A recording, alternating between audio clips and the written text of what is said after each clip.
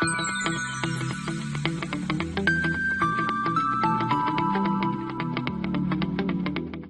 everyone, I am Chirag Patel from LG Institute of Engineering and Technology in the Department of Electronics and Communication.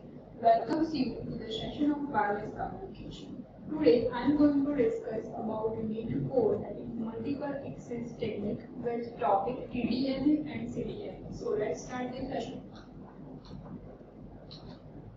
As we discussed in the last session of multiple access techniques, that we can find out the number of channels by using the equation for the TDMA, that is given by the M into BT minus 2 times of B guard divided by BC, where BT is the number of total band available, B guard is guard band available, and DC is our channel bandwidth. So if we put all the values, you can get the answer for number of channels. Here the difference between the equation of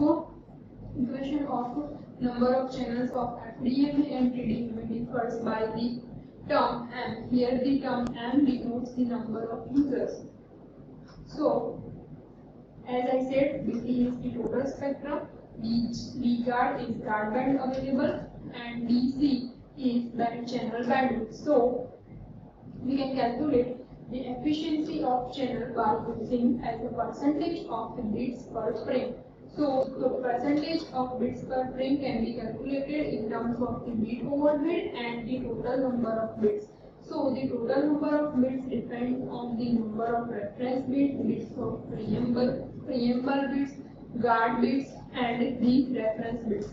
So as we have already discussed about this formula in the last session, so the final equation for the bit efficiency, it will be given in terms of the total bits available for that channel. So total bits can be given as a BT, that is TF into R. So we can calculate the final efficiency as a equation for prime efficiency, that is given by beta F is equal to 1 minus B overhead divided by BT into 100.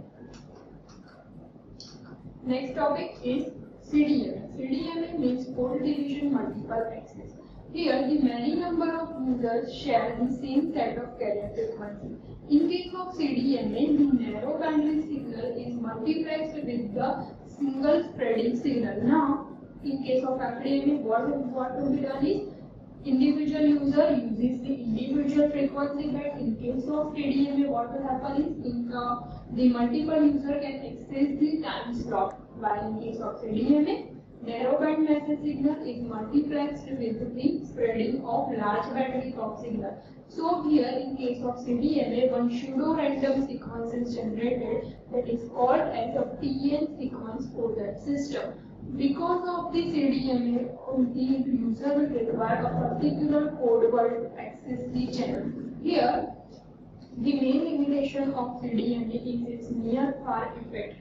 Near-far effect is because of the unbalance of the power level at the transmitter and receiver side. So because of that unpredictable power level, or maybe the unbalance of power, this near-far effect will be generated. So it may occur the interference, but somehow some amount of interference level is comparatively less than the TDMA in case of the code division multiple access, because in this case the pseudo-random sequence is generated, and that's why the chances of error in this case is somewhat less. Next is, obviously because of the unbalance of power control is necessary in this case. Obviously it has a soft capacity limit, means user can change. If the number of user increases, then the interference level increases. If you want the less amount of interference, then the required number of users should be as minimum as possible. So it is completely has a soft capacity limit, means it depends on the number of users and interference. So we can say that as number of user increases, interference level also increases. Now let's see the comparison between the various techniques FDMA, TDMA and CDMA. So first let's compare with the different parameters. First parameter is about the method that can be used for FDMA. So in case of FDMA, you can see that the overall band is shared by many stations. Means individual user uses the individual set of frequency band. In case of TDMA, what happens is time sharing can be done, while in case of CDMA, sharing of bandwidth as well as frequency and bandwidth as well as time slot both can be possible in case of code division multiple access. Now, next parameter is about the synchronization. Synchronization is unnecessary in case of FDMA. Why? Because in case of FDMA, individual user uses the individual frequency band, and because of that, the synchronization is not necessary at the end of the receiver end for the FDMA. In case of CDMA, because the data transmission is done in case of frame, so in that case of TDMA, the synchronization is essential. In case of CDMA, also it is not required because every time the sugar atom sequence is generated, and that's why the synchronization is not necessary for the case of CDMA. Next parameter is code word. So in case of FDMA, it is not required because it is transmitted in terms of frequency band. In case of TDMA, again it is transmitted in terms of time slots, but in case of CDMA it is required because the PN sequence is generated and it is related with the code word, because the narrow bandwidth signal is multiplexed with the large bandwidth signal, and that's why here the code word is required. Next parameter is handoff. There is the transferring of mobile from one base station to another base station in case of FDMA. Obviously, the hard handoff is required because first it is one type of predetermined set of channel allocation, and because of that predetermined type of channel allocation, we can say that in case of hard handoff, the first the original cell or the original distribution will break, and then the new channel or set is available to the user. That means it is like a break before make type of connection in case of FDMA. In case of TDMA, it is a type of soft handoff. Means first the new connection will be made and then the old connection will be broken. So it is a type of soft handoff. In case of TDMA, if we want to talk about the TDMA, then in that case also the soft handoff means the first distribution will be done for the newer cells and then the older connection will be broken. The next parameter for the comparison is allotted bandwidth for that. So in all the three cases, the allotted bandwidth is 12.4 for 12.5 megahertz for CDMA, 12.5 megahertz for FDMA. Okay.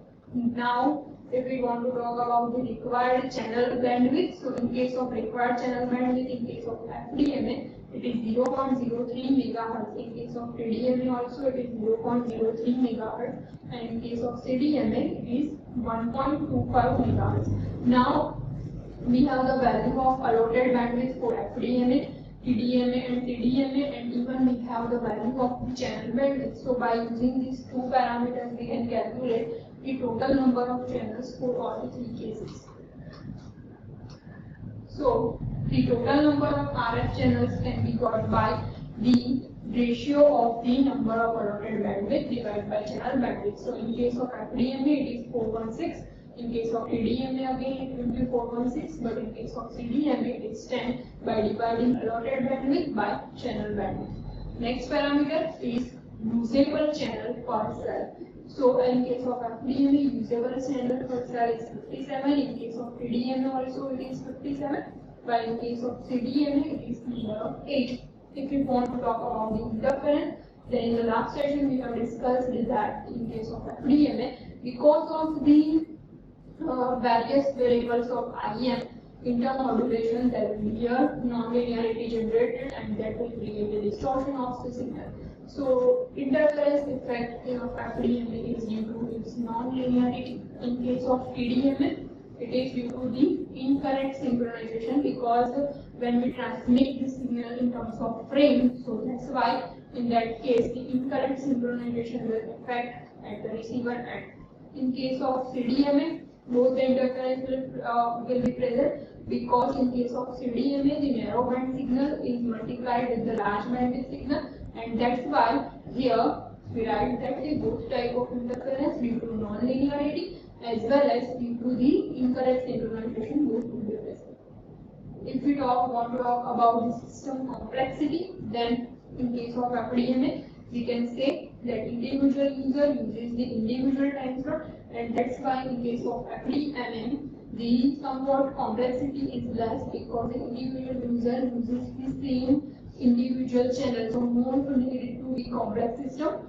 In case of TDMA, it is flexible, means as per the user requirement, user can use the particular time slot, so it is somewhat flexible system. And in case of CDMA also, it is a flexible system because it is a combination of time slots also. If you want to talk about the sharing of the resources, then in case of FDMA, each user uses the individual channel, and that's why there is no term of sharing present in case of FDMA, frequency division multiplexes. That's why we write here that each user is allocated a unique channel, means no sharing is possible, means resource wastage is the main limitation of this FDMA system. In case of CDMA, each user makes use of non-overlapping time slots, while in case of CDMA, each user has its own PM sequence. So there is the sharing of resources is possible in case of PDMA as well as in case of CDMA. Next technique that we can use for multiple access is one important technique is OFDM. The full form is orthogonal frequency division multiplexing. Now the best feature of it is narrow bandwidth. We have seen in the case of FDMA that there is a chance of resource wastage because of individual user uses the individual frequency band, and that's why here the main limitation of frequency division multiplexing can be overcome by using the narrower bandwidth. The second is efficient power utilization. In case of CDMA, we have seen that there is an EFR effect, means unbalancing of power will be done, so it can be reduced by the efficient use of power utilization, and that can be possible with OFDM. Elimination of intermodulation process, or in case of FDMA, we have seen that there is a non-linear effect and IM products are present there. So elimination of intermodulation product is possible with OFDM. Here in this figure you can see that the multiple frequencies are multiplexed with the orthogonal. Now the orthogonal means a correlated signal. So here there are 6 multicarriers can be used at a time to access by the user. So the next is how one can use the OFDM transmitter. So the same block diagram can be used for the receiver, and if we reverse the process. So first let's see for the OFDM transmitter. The first block is FEC. FEC means forward error corrector block or forward error coder block. Then the second is interleaving mapping. Interleaving mapping is done to convert the random error in terms of the burst or in terms of frame structure. Now, if once it will be converted into the frame structure or burst format, you have to take the IFT, means inverse Fourier transformation of that particular set will be done. Then guard interval should be there. Guard interval will be used to reduce the error level. Then symbol shaping will be done, and then it will be given to the in-phase modulation because it will be applied to the transmitter side. So we use the in-phase modulator if you want to use it as a receiver, and you have to use here the in-phase demodulator instead of the modulator, and then it will be applied to the mixture and lastly to the antenna. So this is the block diagram of OFDM transmitter. First forward error corrector block, then you have to convert the random errors into the burst format. After that, you have to format that in a particular set. For that, you have to do the inverse Fourier transformation of the signal, and you then add the something guard interval in between them. So this is the case of the OFDM transmitter. Here, as we have seen that the data stream is set in terms of the symbols. The modulation technique that can be used is the quadrature modulation, 5x4 modulation technique is used. Here each symbol is assigned to the subcarriers. Why subcarriers? Because here in case of FDMA, that is 1 to 6 types of subcarriers are possible. So that's why here each symbol is assigned to one of the subcarriers.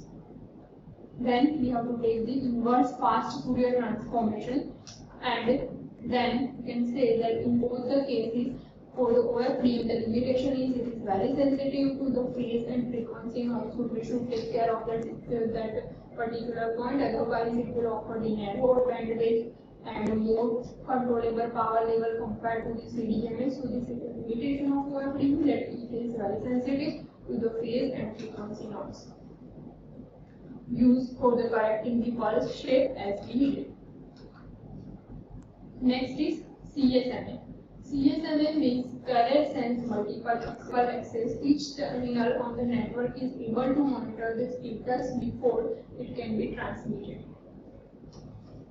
So here there are two types of delay that can be possible, is detection delay or propagation delay.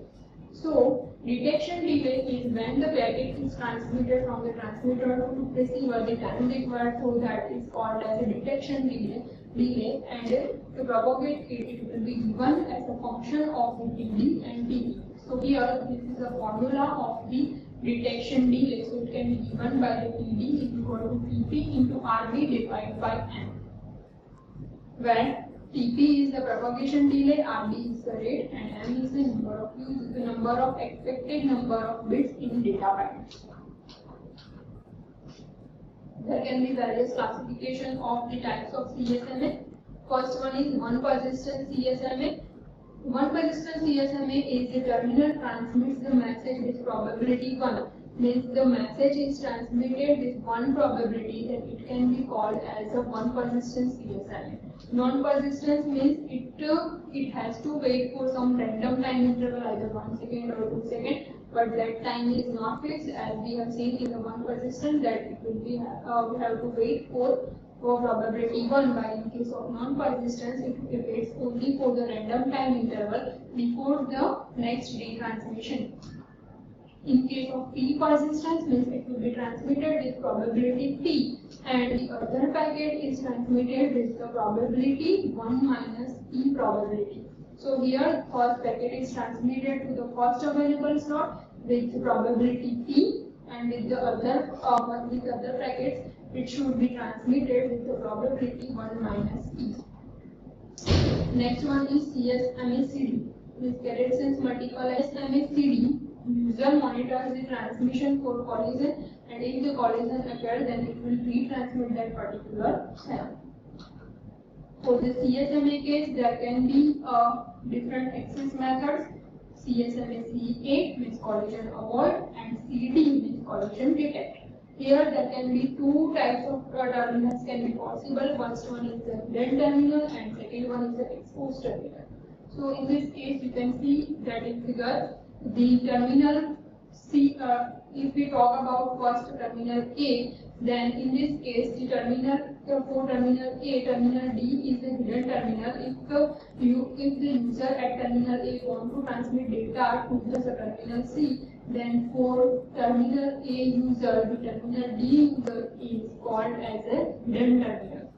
In case of exposed terminal, you can see that the terminal B and C, these both terminals are exposed to the terminal at the end A and terminal that is present at point T. So point B and point C users are called as the exposed users for terminal A user as well as for terminal D user. Means both at terminal A and terminal D user can access the B and C at a time. Okay. So up to this in unit number 4, if you have any queries or doubt, you can ask me on my email ID. Thank you for watching.